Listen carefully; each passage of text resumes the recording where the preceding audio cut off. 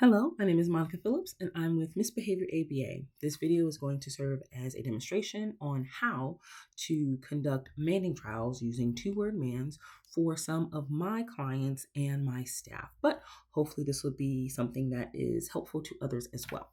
So to start really quickly, anytime you are looking to create opportunities for learners to mand using two words, you want to set the area up so that way the learner sees something that they want, or something that they have shown in the past to have interest in or has been a reinforcer. So that way it's out of their reach, so you can create that motivation. And then you can prompt them, which is super important, because the more we're able to prompt and fade our prompting from trial to trial, we will find that our learners are going to what?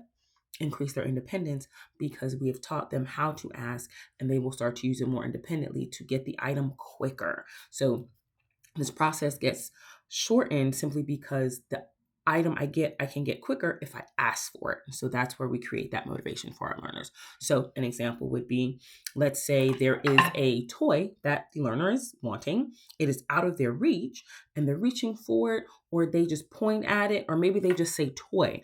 Well, this program, we are having them ask using two words. So here's a situation where you might have the learner say, oh, pass toy or give toy.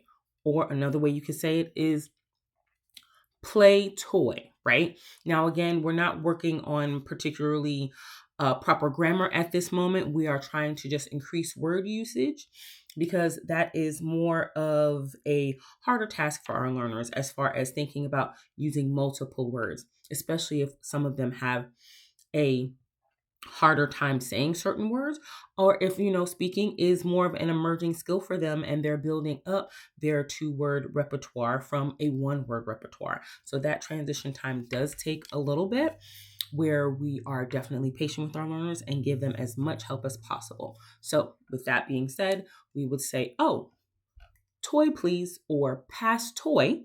The learner would then repeat after you, or echo, which is a verbal operant.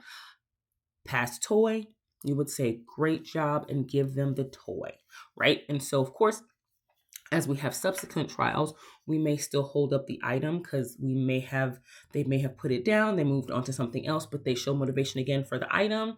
You'll hold it up and you want to fade this trial. So you might say, what do you want? And wait for them to try to say, give toy, pass toy, or toy please, whatever you have taught them before. And if they just say toy, this is where you again prompt, give toy, and then you wait for them to echo you, give toy, and you immediately give them the item that they're asking for.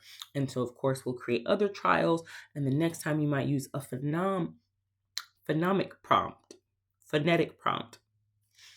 Words are hard, but you'll use a phonetic prompt, and you'll say, get, and you'll wait for the learner to hopefully say, give toy. So that way they know, okay, yes, I need to give two words now instead of just one. And this is where we're helping our learners understand how they can increase their vocabulary from trial to trial, especially with mastered one word mands, moving forward to increasing that vocabulary to finally, I want the toy. Can you pass me the toy? Give me the toy, please.